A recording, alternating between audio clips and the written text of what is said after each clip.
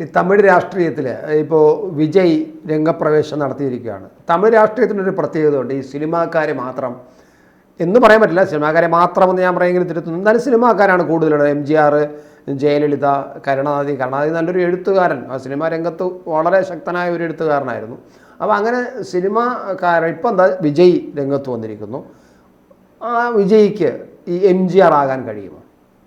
വിജയ്ക്ക് MGR ആകാൻ കഴിയുമെന്ന് ചോദിച്ചാൽ MGR ആകാൻ കഴിയുമെന്ന് നമുക്ക് പറയാൻ പറ്റും. വെച്ചാൽ MGR എന്ന് പറഞ്ഞാൽ ആ ഒരു ഇതല്ല, ആ മുഖ്യമന്ത്രി പദത്തിലെത്താൻ കഴിയുമോ എന്നാണ്. അതാണ് ഞാൻ ഉദ്ദേശിച്ചാൽ മനസ്സിലായി. പക്ഷേ MGR എന്ന് പറയുന്നൊരു തമിഴ് മക്കൾ ഇപ്പോഴും കാണുന്ന ഇതിഹാസ തുല്യനായ രാഷ്ട്രീയ നേതാവും അതോടൊപ്പം സിനിമാ താരമാണ്. നമ്മളിപ്പം സോഷ്യൽ മീഡിയയിലൊക്കെ ശ്രദ്ധിച്ചാൽ അറിയാം, അദ്ദേഹത്തിൻ്റെ ഏത് തരത്തിലുള്ള വീഡിയോ വന്നാലും, അപ്പോൾ ഒരു 30 സെക്കൻഡുള്ള വീഡിയോ ഷോർട്സ് വന്നാലും അല്ലാതെ യൂട്യൂബിൽ അദ്ദേഹത്തെക്കുറിച്ചുള്ളതൊക്കെ വന്നാലും അതിനകത്ത് ലക്ഷങ്ങളാണ് കാഴ്ചക്കാർ. അതായത് അതിൻ്റെ അർത്ഥം തലമുറകൾ മാറിയിട്ടും അദ്ദേഹത്തെ ഇന്നും പുതിയ തലമുറയെ അദ്ദേഹത്തെ കാണുകയും കേൾക്കാനും ഒക്കെ ആഗ്രഹിക്കുന്ന ഒരുപാട് ആളുകളുണ്ട്. അദ്ദേഹം MGR ആണ് ശരിക്കും പറഞ്ഞപ്പോൾ തമിഴ്നാട്ടിൽ മുഖ്യമന്ത്രി, സിനിമയിൽ നിന്ന് മുഖ്യമന്ത്രിയായ അല്ലെങ്കിൽ രാഷ്ട്രീയത്തിൽ തിളങ്ങിയ ആളെന്ന് പറയുമ്പോൾ പെട്ടെന്ന് നമുക്ക് ഓർമ്മയിൽ വരുന്നത് MGR തന്നെയാണ്.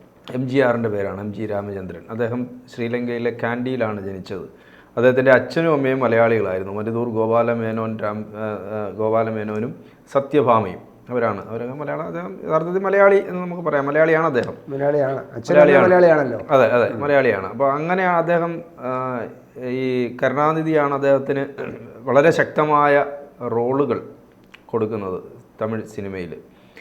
അദ്ദേഹം ഈ ഡയലോഗുകളൊക്കെ, കരുണാനിധിയുടെ പ്രത്യേകത എന്ന് പറഞ്ഞാൽ തീപ്പൊരി ഡയലോഗുകളൊക്കെ എഴുതുന്ന ആളായിരുന്നു കരുണാനിധി.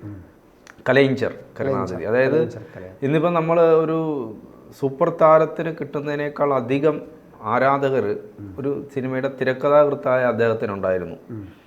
അദ്ദേഹം തിരക്കഥാകൃത്താണ്, പക്ഷേ അദ്ദേഹത്തിന് അതിനേക്കാൾ തിരക്കഥാകൃത്ത് എന്നുള്ളതിനുപരി ഒരു സിനിമാ നടൻ, ഒരു സൂപ്പർ സ്റ്റാറിന് കിട്ടുന്ന അത്രയും സ്റ്റാർഡം ഉള്ള ഒരു എഴുത്തുകാരനായിരുന്നു കരുണാനിധി. അപ്പോൾ അദ്ദേഹമാണ് ഇദ്ദേഹത്തിന് ഗംഭീരമായ വേഷങ്ങളൊക്കെ കൊടുത്ത് ജനമനസ്സിൽ കയറിക്കൂടുന്ന തരത്തിലുള്ള വേഷങ്ങളൊക്കെ കൊടുത്ത് അദ്ദേഹത്തിന് സിനിമയിലേക്ക് അപ്പ് ചെയ്ത് കൊണ്ടുവരുന്ന അദ്ദേഹത്തിൻ്റെ കുറേ നല്ല സിനിമകളുണ്ട്. ഇദ്ദേഹത്തിൻ്റെ DMK ആണല്ലോ കരുണാനിധിയുടെ. അപ്പോൾ DMKയിൽ ആണ് ഇദ്ദേഹം ആദ്യം കോൺഗ്രസ് ആയിരുന്നു MGR അതിന് ശേഷം 53 നമുക്ക് വിജയിലേക്ക് വരാം. അപ്പം ഈ തമിഴ് സിനിമയിലെ ചില പ്രധാനപ്പെട്ട സിനിമാ താരങ്ങളെ കുറിച്ച്, രാഷ്ട്രീയത്തിലേക്ക് വന്ന സിനിമാ താരങ്ങളെ കുറിച്ച് പറയാൻ വേണ്ടിയിട്ടുണ്ട്. MGR അദ്ദേഹം പിന്നെ ഈ DMKയിൽ വന്നു. പിന്നീട് കരുണാനിധിയായിട്ട് തെറ്റുകയാണ്. DMKയിൽ ട്രഷററായിരുന്നു അദ്ദേഹം. കരുണാനിധിയായിട്ട് ഒരു ഘട്ടത്തിൽ വേർപിരിയുന്നു. ഒരു ആത്മസുഹൃത്തുക്കളായിരുന്നു, ഏറ്റവും അടുത്ത സുഹൃത്തുക്കളായിരുന്നു. ആ സിനിമ, അവരുടെ ജീവിതകഥയാണ് മണിരത്നം ഇരുവർ എന്ന് പറയുന്ന ഒരു സിനിമ എടുത്ത്. ഇരുവർ എന്ന് പറയുന്ന സിനിമ പ്രകാശ് രാജും മോഹൻലാലും അഭിനയിച്ച സിനിമയാണ്. കരുണാനിധി MGRൻ്റെ കഥയാണ് ഇരുവർ. എനിക്ക് തോന്നുന്നത് മരിക്കുന്ന സമയത്ത് അവർക്ക് ആത്മബന്ധം അവർ നിലനിർത്തിയിരുന്നു എന്നാണ് നമുക്ക് പലപ്പോഴും മനസ്സിലാക്കാൻ പറ്റുന്നത്. എന്തായാലും അദ്ദേഹം DMKയിൽ നിന്ന് പിരിഞ്ഞു. അദ്ദേഹം പുതിയ രാഷ്ട്രീയ പാർട്ടി AIDMK എന്ന് പറയുന്ന രാഷ്ട്രീയ പാർട്ടി ഉണ്ടാക്കുന്നു. 1977 അദ്ദേഹം മുഖ്യമന്ത്രിയാവുന്നു. അപ്പോൾ ആ സമയത്തൊക്കെ അദ്ദേഹത്തെ സഹായിക്കുന്നത്, രാഷ്ട്രീയത്തിൽ അദ്ദേഹത്തിൻ്റെ വിജയത്തിന് സഹായിക്കുന്നത് ഈ സിനിമയുടെ അല്ലെങ്കിൽ താരപരിവേഷത്തിൻ്റെ പിൻബലമാണ്. അദ്ദേഹം അന്ന് വലിയ സൂപ്പർ സ്റ്റാറാണ് MGR എന്ന് പറയുന്നത്. അപ്പോൾ ആ സൂപ്പർ സ്റ്റാർ പഴയ ആ കാലമൊക്കെ ഓർമ്മ വരുന്നെന്ന് എനിക്ക് തോന്നുന്നു. കണ്ട സിനിമകളൊക്കെ എത്രയോ പാട്ടുകൾ ഇന്നും, അല്ല ഞാൻ പറയാം, ഈ പാട്ടുകളൊക്കെ ഇപ്പോഴും കേൾക്കാൻ ആളുകളുണ്ട്. ഈ പാട്ടുകളൊന്നും ആളുകൾ വിസ്മൃതിയിലാകുന്നില്ല എന്നുള്ളതാണ്. അപ്പോൾ അന്ന് സ്റ്റൈൽ എന്നൊക്കെ പറയുന്ന അദ്ദേഹത്തിൻ്റെ ചില സ്റ്റൈലും കാര്യങ്ങളൊക്കെ ആളുകൾക്ക് ഇഷ്ടം. എന്തായാലും അദ്ദേഹം രാഷ്ട്രീയത്തിൽ വരുന്നു. 77 മുതൽ അദ്ദേഹം മരിക്കുന്ന 88 വരെ അദ്ദേഹം മുഖ്യമന്ത്രിയായിരുന്നു, തമിഴ്നാട്ടിൻ്റെ മുഖ്യമന്ത്രിയായിരുന്നു. തമിഴ്നാട് കണ്ട മികച്ച മുഖ്യമന്ത്രിമാരിൽ ഒരാളാണ് അദ്ദേഹം. കരുണാനിധിയും തമിഴ്നാടിൻ്റെ മുഖ്യമന്ത്രി. അദ്ദേഹവും ഈ പറഞ്ഞ സിനിമാക്കാരനാണ്, അദ്ദേഹം തിരക്കഥാകൃത്താണ്. അപ്പോൾ അദ്ദേഹം മുഖ്യമന്ത്രിയാവുന്നു. കരുണാനിധിയുടെ പ്രത്യേകത, ഈ കരുണാനിധി MGRന് ശേഷം പിന്നെ വരുന്നത് ജയലളിതയാണ്. ജയലളിത കരുണാനിധി യുദ്ധമാണ് പിന്നെ നമ്മളൊരു കാലഘട്ടം മുഴുവൻ നമ്മൾ കാണുന്നത്. ഇവർ തമ്മിലുള്ള ഒരു ഫൈറ്റാണ്. ജയലളിത അധികാരത്തിൽ വന്നതിന് ശേഷം കരുണാനിധിയെ പോലീസ് പിടിച്ചുകൊണ്ട് പോകുന്നു ഒക്കെ നമ്മൾ കാണുന്നുണ്ട്. മാത്രമല്ല കരുണാനിധി ഇരുന്ന സെക്രട്ടേറിയറ്റ്, ആ ഓഫീസ് ജയലളിത ഇരിക്കൂല, ജയലളിത ഓഫീസ് മാറ്റി വേറൊരു കെട്ടിടം മാറ്റി, സെക്രട്ടേറിയറ്റ് തന്നെ വേറൊരു കെട്ടിടത്തിലോട്ട് മാറ്റി, അങ്ങനെയൊക്കെ അവിടെ.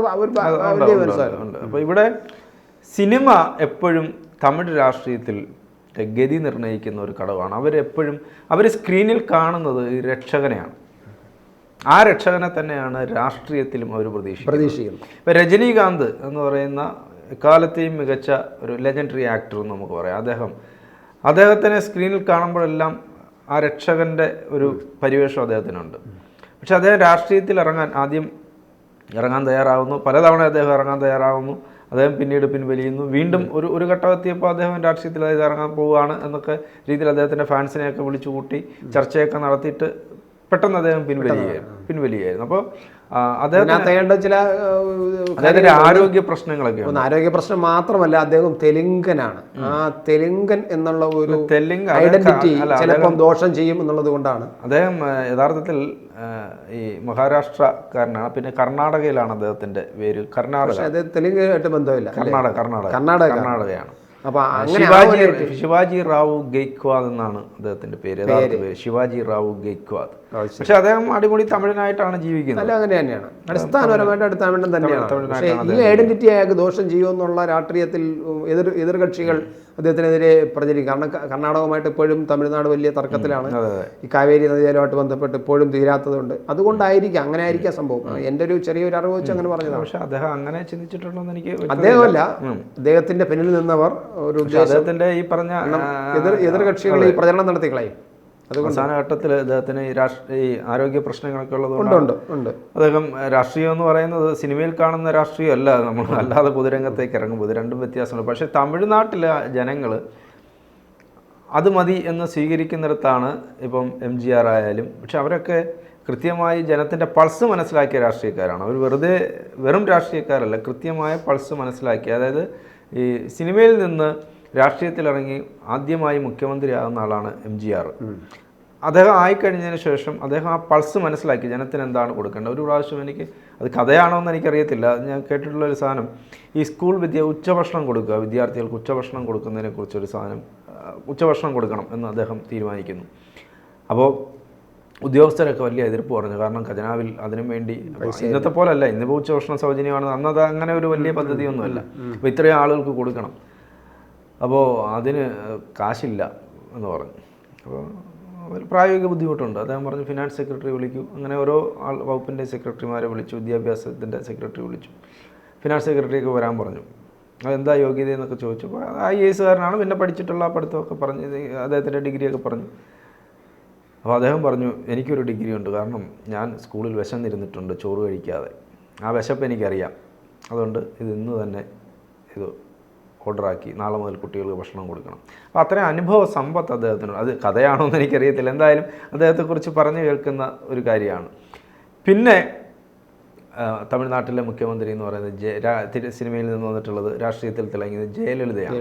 ഇതിനിടയ്ക്ക് പരാജയപ്പെട്ട കുറേ ആളുകളുണ്ട്. ഇപ്പോൾ കമലഹാസൻ, അദ്ദേഹം ഇപ്പോഴും വിജയിച്ചു എന്ന് നമുക്ക് പറയാൻ പറ്റില്ല. അതുപോലെ തന്നെയാണ് ശിവാജി ഗണേശൻ, അദ്ദേഹവും രാഷ്ട്രീയത്തിൽ ഇറങ്ങി, പക്ഷേ അദ്ദേഹവും അവിടെ അമ്പെ പരാജയപ്പെട്ടു പോയി. അതുപോലെ ശരത്തും അദ്ദേഹത്തിൻ്റെ ഭാര്യയും, പിന്നെ ഒരുപാട് ആളുകൾ ഇടയ്ക്കിടയ്ക്ക് വരികയും പോവുകയും ചെയ്യുന്ന ഒരുപാട് തമിഴ്നാട്ടിലെ നടീനടന്മാരുണ്ട്. ഇപ്പോൾ ഖുഷ്ബു രാഷ്ട്രീയ പ്രവർത്തകയാണ്. അങ്ങനെ ഒത്തിരി ആളുകൾ ഒരുപാട് പേര് അവരുടെ സ്വന്തം പാർട്ടി ഉണ്ടാക്കുകയും തമിഴ് വികാരം ആളിക്കത്തിക്കുന്ന തരത്തിലുള്ള രാഷ്ട്രീയ പാർട്ടികൾ. സീമാൻ എന്നൊക്കെ പറഞ്ഞൊരു സിനിമാ പ്രവർത്തകർ, സീമാൻ, ഇദ്ദേഹം തമിഴകത്തിൻ്റെ ഇതാണ്, തമിഴ് സ്വത്വം പറയുന്ന ഒരാളാണ് സീമാൻ. ഇങ്ങനെയൊക്കെയുള്ള രാഷ്ട്രീയക്കാരൊക്കെ ഉണ്ട്. പക്ഷെ അവരൊന്നും അങ്ങനെ ആ രീതിയിലേക്ക് ഒരു മുഖ്യധാര രാഷ്ട്രീയത്തിൽ ജനങ്ങളുടെ ഹൃദയത്തിൽ ഇടനേടുന്ന തരത്തിലേക്ക് വന്നിട്ടില്ല. പിന്നെ ജയലളിത വരുന്നു. ജയലളിത നമുക്കറിയാം, ഈ MGRൻ്റെ ഏറ്റവും അടുത്ത സുഹൃത്ത് ആയിരുന്നു ജയലളിത. MGRൻ്റെ മരണശേഷം ഈ ശവമഞ്ചത്തിൽ നിന്ന് അടിച്ചിറക്കുകയാണ് അവർ ജാനകി രാമചന്ദ്രൻ, വൈക്കംകാരിയാണ് MGRൻ്റെ ഭാര്യ. അവരിടയ്ക്ക് മുഖ്യമന്ത്രിയായി MGRൻ്റെ മരണശേഷം. വളരെ പെട്ടെന്ന് ഈ ജയലളിതയുടെ പ്രത്യേകത, ജയലളിത നന്നായി ഇംഗ്ലീഷ് സംസാരിക്കും. അപ്പോൾ അങ്ങനെ ഈ ജയലളിതയെ രാജ്യസഭയിലേക്ക് MGR അയക്കുന്നുണ്ട്. ഇടയ്ക്ക് കുറേ കാലം ഇവർ പിണക്കത്തിലായിരുന്നു, മിണ്ടാതിരുന്ന കുറേ കാലങ്ങളൊക്കെ. അങ്ങനെ വലിയ രസകരമായ ചരിത്രങ്ങളൊക്കെ ഉണ്ട്. എന്തായാലും MGRന് ശേഷം അങ്ങനെ ഇടയ്ക്ക് ഒരു MGR ജീവിച്ചിരിക്കെ തന്നെ ഒരു രാജ്യസഭയിൽ പോകുന്നു, പാർട്ടിയുടെ നേതൃനിലയിലേക്ക് ഉയർന്നു വരുന്നു. MGRന് ശേഷം സ്വാഭാവികമായ പിൻഗാമി ഇവരാണ് എന്ന് കരുതിയിരിക്കുമ്പോഴാണ് ജാനകി രാമചന്ദ്രനെ ഒരു വിഭാഗം ആളുകൾ കൊണ്ടുവരുന്നതും ശവമഞ്ചത്തിൽ നിന്ന് ഇവർക്ക് ഇറക്കി. അതൊക്കെ ഭയങ്കര ഇവർക്ക് അപമാനം ആയി മാറുകയാണ്. പിന്നെ ഇവരെ DMK ഇവർ നിയമസഭയിൽ അപമാനിക്കുകയൊക്കെ ചെയ്തു എന്നുള്ളൊരു സംഭവമൊക്കെ ഉണ്ടായിട്ടുണ്ട്. എന്തായാലും അവർ മുഖ്യമന്ത്രി, അതുകൊണ്ടാണ് ഈ കരുണാനിധിയോട് ഇത്രയും പക അവർക്ക്. അവരെ നിയമസഭയിൽ അപമാനിച്ചു എന്നുള്ളതൊക്കെ വെച്ചിട്ടാണ് അവർ ആ പക അവർ പുലർത്തിയിരുന്നത്. എന്തായാലും അവർ 91 അവർ മുഖ്യമന്ത്രിയായിട്ട് വരികയാണ്, 91 മുതൽ. പക്ഷേ ആ കാലഘട്ടത്തിൽ ഒരു വലിയ അഴിമതി കേസുകളിലൊക്കെ ചെന്നുപെട്ടു. അവർക്കെതിരെ ഒത്തിരി അഴിമതി ആരോപണങ്ങളും ആഡംബരം, ഇത്ര സാരി, ചെരുപ്പ് എന്നൊക്കെ പറഞ്ഞിട്ട് കുറേ കണക്കുകളൊക്കെ വരികയും സ്വർണ്ണ ചെരുപ്പ് എന്നൊക്കെ പറഞ്ഞ് വരികയും ചെയ്തു. പക്ഷേ അതിനുശേഷം അവർ അത് കഴിഞ്ഞിട്ടുള്ള തെരഞ്ഞെടുപ്പിൽ പരാജയപ്പെടുകയായിരുന്നു. പിന്നെ DMK വരുന്നു. അതിനുശേഷം ഇവർ പിന്നീട് തുടർച്ചയായി മരിക്കുന്ന സമയം വരെയും 2006 മരിക്കുന്നത്. ആ മരിക്കുന്ന സമയം വരെയും അവർ തമിഴ്നാടിൻ്റെ മുഖ്യമന്ത്രിയായിരുന്നു. 2016 മരിക്കുന്നത്, 2006 2016. അത്രയും സമയം ആ മരിക്കുന്നിടം വരെയും ജയലളിത തമിഴ്നാട് മുഖ്യമന്ത്രി, നല്ല മുഖ്യമന്ത്രിയായിരുന്നു. കാരണം പാവങ്ങൾക്ക് വേണ്ടിയിട്ട് അമ്മ ഹോട്ടൽ എന്നൊക്കെ, പുരട്ചി തലവി എന്നാണ്. അപ്പോൾ ഇപ്പോൾ ആ പുരട്ചി തലവി എന്നുള്ളത് മാറിയിട്ട് അവർ അമ്മയായി മാറും, തമിഴ്നാടിൻ്റെ അമ്മയായി മാറുകയാണ്. അപ്പോൾ ഇതെല്ലാം സിനിമയുടെ പിൻബലത്തിൽ നിന്ന്, ആ താരപരിവേഷത്തിൽ നിന്ന് വരുന്ന ആളുകളാണ്. ആ പരിവേഷം എക്കാലത്തും രാഷ്ട്രീയത്തിലും അവർക്ക്. ബാലചന്ദ്ര മേനോൻ ഒരു കാര്യം പറഞ്ഞിട്ടുണ്ട്. അദ്ദേഹം പറഞ്ഞത്, ഈ MGR ഒരുപാട് പ്രായമായതിനു ശേഷം ഇപ്പോൾ എല്ലാവരും കാത്തിരിക്കുകയാണ്. MGR ഒരു ഫംഗ്ഷന് വരുന്നു. അപ്പോൾ ആളുകളുടെ ധാരണ MGR വയസ്സായല്ലോ, അപ്പോൾ അദ്ദേഹം ആ രീതിയിൽ ഇപ്പോൾ രജനീകാന്തൊക്കെ അങ്ങനെ ഇറങ്ങി നടക്കുന്നു. പക്ഷേ MGRനെ കാത്തിരിക്കുമ്പോൾ അദ്ദേഹം അവശനായി അങ്ങനെ വരും എന്നാണ് ആളുകൾ പ്രതീക്ഷിച്ചത്. പക്ഷേ MGR ആ മീറ്റിങ്ങിൽ വന്നത് MGR മേക്കപ്പൊക്കെ ഇട്ട് വിഗൊക്കെ വെച്ച് ആ സ്റ്റൈലിൽ തന്നെ വളരെ ചടുലതയോടുകൂടിയാണ് അദ്ദേഹം കയറി വരുന്നത്. അതായത് അദ്ദേഹത്തിന് അറിയാം തന്നിൽ നിന്ന് എന്താണ് ആളുകൾ പ്രതീക്ഷിക്കുന്നത്. കാരണം സിനിമയിൽ എങ്ങനെയാണോ എന്നെ കണ്ടത് അതുപോലെ ജനം ഇപ്പോഴും രാഷ്ട്രീയത്തിൽ ഇറങ്ങിയാലും ജനം എന്നെ അങ്ങനെ കാണും എന്ന് അദ്ദേഹം വിചാരിച്ചു. അതുകൊണ്ടാണ് അദ്ദേഹം തൊപ്പിയൊക്കെ വെച്ചിട്ട്, അദ്ദേഹം ട്രേഡ്മാർക്ക് അദ്ദേഹത്തിൻ്റെ തൊപ്പിയായിരുന്നു. അപ്പോൾ ഇതൊക്കെ വെച്ചിട്ട് അദ്ദേഹം ഈ പൾസ് അത് സിനിമയിൽ ഉപയോഗിച്ച മാനറിസങ്ങളൊക്കെ, അല്ലെങ്കിൽ അവിടെ ആ സിനിമ കഥാപാത്രത്തെ വിജയിപ്പിക്കാൻ വേണ്ടി ചെയ്തിരുന്ന കാര്യങ്ങളൊക്കെ തന്നെ അവർ പൊതുരംഗത്ത് രാഷ്ട്രീയത്തിൽ ഇറങ്ങിയപ്പോഴും ഇവരുപയോഗിച്ചു എന്നുള്ളതാണ്. ജയലളിത ആയാലും കരുണാനിധി ആയാലും MGR ആയാലും അവരുപയോഗിച്ചു. പിന്നീട് വന്നാണ് ഈ സ്റ്റാലിൻ അങ്ങനെ സിനിമാ ബന്ധം എന്ന് നമുക്ക് പറയാനില്ല. പക്ഷെ അദ്ദേഹം സിനിമാ കുടുംബത്തിൽ നിന്ന് വന്ന ആളാണ്, അദ്ദേഹം പ്രൊഡ്യൂസറാണ്, അങ്ങനെ വന്ന ആളാണ്. ആ ബന്ധമാണ് അദ്ദേഹത്തിനുള്ളത്. ഇനി നമ്മൾ വിജയിലേക്ക് കൂടെ പറഞ്ഞ അവസാനം രജനീകാന്തിന്റെ വിജയിലാണ് നമ്മൾ തുടങ്ങിയത്. MGR വിജയ് ശരിക്കും പറഞ്ഞാൽ ഇപ്പോൾ അദ്ദേഹത്തിൻ്റെ തമിഴക വെട്രി കഴകം 2024 ഫെബ്രുവരിയിൽ അദ്ദേഹം രൂപീകരിച്ച രാഷ്ട്രീയ പാർട്ടിയാണ്. അദ്ദേഹം സിനിമാ അഭിനയം നിർത്താൻ പോവുകയാണ്. സിനിമാ അഭിനയം നിർത്തുന്നു എന്ന് പറഞ്ഞപ്പോൾ ഞാൻ കണ്ട ഒരു വീഡിയോ ഉണ്ട്. ഒരു 6 വയസ്സോ 8 വയസ്സോ കാണുമായിരിക്കും. ആ കുട്ടി ഇങ്ങനെ കരയാണ്, വിജയ് സിനിമാ അഭിനയം നിർത്താൻ പോകുന്നു എന്നുള്ളത് അവൾക്ക് സഹിക്കാൻ പറ്റും. ഇപ്പോൾ എൻ്റെ മോൻ ഉണ്ട്, അവൻ എന്നോട് പറഞ്ഞിട്ടുണ്ട്, വിജയ് സിനിമാ അഭിനയം നിർത്താൻ പോകും, ഇനിയിപ്പോൾ ഞങ്ങൾ എന്ത് ചെയ്യും? അതായത് ആ മനുഷ്യൻ എത്ര തലമുറയെ സ്വാധീനിക്കുന്നുണ്ടെന്ന് നോക്കണം. പ്രായം ചെന്ന ആളുകളെ, ചെറുപ്പക്കാരെ, മധ്യവയസ്കരായിട്ടുള്ള ആളുകളെ, പിന്നെ പുതിയ തലമുറയിൽപ്പെട്ട ആളുകൾ വരെ, കൗമാരം, ബാല്യം, പിന്നെയും അതിന് താഴോട്ട് പോയി കഴിഞ്ഞാൽ തീരെ ചെറിയ കുഞ്ഞുങ്ങളെ വരെ സ്വാധീനിക്കുന്ന ഒരാളാണ് വിജയ്. കാരണം വിജയ്ക്ക് അത്രയും സിനിമയിൽ ആരാധകരുണ്ട്. കേരളത്തിൽ വലിയ ആരാധകർ അദ്ദേഹത്തിനുണ്ട്. ഒരു തമിഴ് നടന് കിട്ടുന്ന ഏറ്റവും കൂടുതൽ ആരാധകരുള്ളത് എനിക്ക് തോന്നുന്നു വിജയ്ക്ക് തന്നെയാണ്. കമലഹാസനൊക്കെ പോയി, കമലഹാസനേക്കാൾ വിജയ്ക്കാണ് ആരാധകരുള്ളത്. അപ്പോൾ ഒരു കാലത്ത് വിജയ് സൂര്യ ഫാൻസുകാരായിരുന്നു കേരളത്തിൽ ഫൈറ്റ്. വിജയുടെ ആരാധകർ സൂര്യ, പിന്നെ അജിത്ത് ഉണ്ടായിരുന്നു. അജിത്തിൻ്റെ ആരാധകർ ഇപ്പോൾ അങ്ങനെയില്ല, വിജയ് സൂര്യ ഫാൻസാണ് വന്നിട്ടുള്ളത്. അപ്പോൾ അത്രയധികം ഇഷ്ടപ്പെടുന്നുണ്ട് ആളുകൾ എന്നുള്ളതാണ് വിജയുടെ ഒരു പ്രത്യേകത. അപ്പോൾ അദ്ദേഹം സിനിമാഭിനയം നിർത്തിക്കഴിഞ്ഞിട്ട് രാഷ്ട്രീയത്തിലേക്ക് വരുന്നു. അദ്ദേഹം തുടങ്ങി അത് വളരെ കണക്ക് കൂട്ടിയാണ് അദ്ദേഹത്തിൻ്റെ ഓരോ നീക്കവും. അതും സിനിമാറ്റിക്കാണ് അദ്ദേഹത്തിൻ്റെ ഓരോ നീക്കങ്ങളും. സിനിമയിൽ നമ്മൾ എങ്ങനെ, അതാണ് ഞാൻ പറഞ്ഞത്, ഈ സിനിമയുടെ ഒരു പിൻബലം അല്ലെങ്കിൽ സിനിമയുടെ ബാക്കപ്പ്, സിനിമയിൽ അവർ ചെയ്തിട്ടുള്ള കഥാപാത്രങ്ങളുടെ രീതികളും അത് തമിഴ്നാട്ടുകാർക്ക് ഇഷ്ടമാണ്. അവരങ്ങനെയാണ് ആഗ്രഹിക്കുന്നത്, അങ്ങനെ ഒരു രക്ഷക പരിവേഷമുള്ള ആളുകളെയാണ് അത് അങ്ങനെ കൊടുക്കാനും സാധിച്ചിട്ടുണ്ടെന്നുള്ളതാണ്. ഇപ്പോൾ ഈ MGR ആയാലും ജയലളിത ആയാലും കരുണാനിധി ആയാലും അവർക്ക് ആ ജനത്തിനോട് അത് കൊടുക്കാൻ പറ്റിയിട്ടുണ്ട്. അതുകൊണ്ടാണ് അവർക്ക് അത്രയും കാലം നിലനിൽക്കാൻ പറ്റിയത്. ഇവിടെ നമുക്ക് സിനിമാക്കാർ രാഷ്ട്രീയത്തിൽ വന്നിട്ട് വലിയ ശതമാനം ആളുകളും പരാജയപ്പെട്ടു പോകുന്നത് എന്താണ്, ഇപ്പോഴാണ് പിന്നെയും ആളുകൾക്ക്, ഇപ്പോൾ ഗണേഷ് കുമാർ, സുരേഷ് ഗോപി എന്നൊക്കെ അവർ രണ്ടുപേരും, പിന്നെ നമുക്ക് അങ്ങനെ വളരെ ചുരുക്കം ആളുകളേ ഉള്ളൂ വിജയിക്കുന്നു എന്ന് പറയുന്ന ആളുകൾ. പക്ഷേ ഈ വിജയ് കണക്കുകൂട്ടി തന്നെയാണ് വരുന്നത്. അദ്ദേഹം വന്നു കഴിഞ്ഞാൽ അദ്ദേഹത്തിൻ്റെ രാഷ്ട്രീയ പാർട്ടിയെ ജനങ്ങൾ രണ്ടു കൈ നീട്ടി സ്വീകരിക്കും എന്നുള്ള കാര്യത്തിൽ സംശയമൊന്നുമില്ല. അതുകൊണ്ടാണ് ഞാൻ തുടക്കത്തിൽ ചോദിച്ചത്, വിജയ് ക്ക് പിന്നെ MGR ആകാൻ കഴിയുമെന്ന് പറഞ്ഞാൽ ചോദിച്ചതിൽ ഞാൻ രണ്ടർത്ഥമുണ്ട്. ഒന്ന്, മുഖ്യമന്ത്രിയാകാൻ കഴിയുമോ. രണ്ട്, MGR എന്തൊക്കെയാണോ ആ തുടക്കത്തിൽ രാഷ്ട്രീയ പ്രവർത്തനത്തിലേക്ക് രംഗത്തിറങ്ങിയപ്പോൾ അദ്ദേഹം കാണിച്ച മാനറിസവും അദ്ദേഹം കാണിച്ച രാഷ്ട്രീയ തന്ത്രങ്ങളും ചടുലതയുമൊക്കെ വിജയ് ഇപ്പോഴും കാണിക്കുന്നുണ്ട്. അന്ന് ഇളം തലമുറയ്ക്ക് MGR വളരെ ഇഷ്ടപ്പെട്ടവനായിരുന്നു, അന്നത്തെ ഇളം തലമുറ. ഇന്നത്തെ ഏറ്റവും ഇളം തലമുറയ്ക്കും പിന്നെ വിജയ് ഇഷ്ടമാണ്. അതാണ് ഞാൻ ഇത് രണ്ടും കൂടെ ചേർത്ത് ചേർന്ന് MGR ആകാൻ പറ്റുമോ, രണ്ട് തരത്തിൽ. ഒന്ന്, MGR ആകാനുള്ള ഒരു ശ്രമം നടത്തുന്നുണ്ട്, ആ ഒരു പാറ്റേൺ വിജയ് പിടിക്കുന്നുണ്ട്. ആ പിടിച്ച് വരുമ്പോൾ MGR ആകാൻ പറ്റുമോ എന്നുള്ളത് ഒരു പ്രസക്തമായ ചോദ്യമാണ്. അപ്പോൾ തീർച്ചയായിട്ടും അങ്ങനെ ആകാൻ കഴിയുമെന്നാണ് ഇപ്പോൾ ജോൺ. തീർച്ചയായിട്ടും അദ്ദേഹം ഭാവിയിൽ തമിഴ്നാടിൻ്റെ മുഖ്യമന്ത്രിയാകാൻ സാധ്യതയുള്ള സിനിമാ താരമാണ്, രാഷ്ട്രീയ പ്രവർത്തകർ. കാരണം അദ്ദേഹത്തിന് 50 വയസ്സാകുന്നതേ ഉള്ളൂ.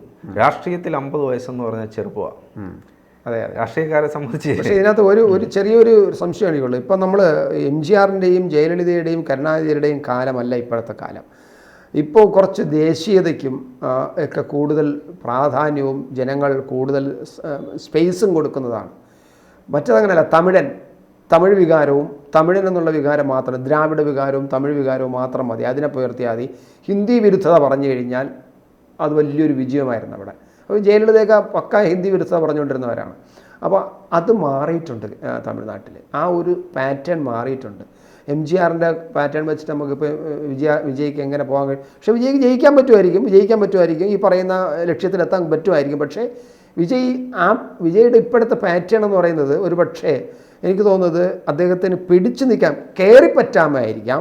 പക്ഷെ പിടിച്ചു നിൽക്കാൻ പറ്റാത്ത, കയറിപ്പറ്റിയാൽ പോരല്ലോ, പിടിച്ചു നിൽക്കണമല്ലോ. നമ്മളിപ്പോൾ ഏത് കാര്യവും കയറിപ്പറ്റാൻ എളുപ്പമാണ്, പക്ഷേ അത് പിടിച്ചു നിൽക്കാനാണ് പാട്. അപ്പോൾ ഇദ്ദേഹത്തിന് കയറിപ്പറ്റാൻ വലിയ പ്രയാസം വരില്ല എന്ന് എനിക്ക് തോന്നുന്നത്. താങ്കളിപ്പോൾ പറഞ്ഞ എല്ലാം കൂടെ വെച്ച് നോക്കും. പക്ഷേ വിജയ്ക്ക് പിടിച്ചു നിൽക്കാൻ പറ്റാൻ സാധ്യത വളരെ കുറവാണെന്നാണ് എനിക്ക് തോന്നുന്നത്. കാരണം അദ്ദേഹത്തിൻ്റെ വീക്ഷണം അല്ലെങ്കിൽ മാറ്റേണ്ടി വരും, പാറ്റേൺ മാറ്റേണ്ടി വരും. ഒരു ദേശീയത നിലനിർത്തിക്കൊണ്ടും ദേശീയ വികാരം ഉയർത്തിക്കൊണ്ടും മാത്രമേ തമിഴൻ എന്നുള്ള ആ ഒരു പഴയ പാറ്റേണിൽ പിടിച്ച് നിൽക്കാൻ ഇനി പറ്റില്ല എന്നാണ് എനിക്ക് തോന്നുന്നത്. എന്ത് പറയുന്നു? അതിനകത്ത് തമിഴർക്ക് ഇപ്പോഴും അവരുടെ ആ വികാരം അതുകൊണ്ട് ഞാൻ പറയുന്നത് അത് മാത്രം എന്നാണ്. അതവർ വിടില്ല, അവരൊരിക്കലും വിടില്ല. നമുക്ക് മലയാളികൾ പറയുമ്പോൾ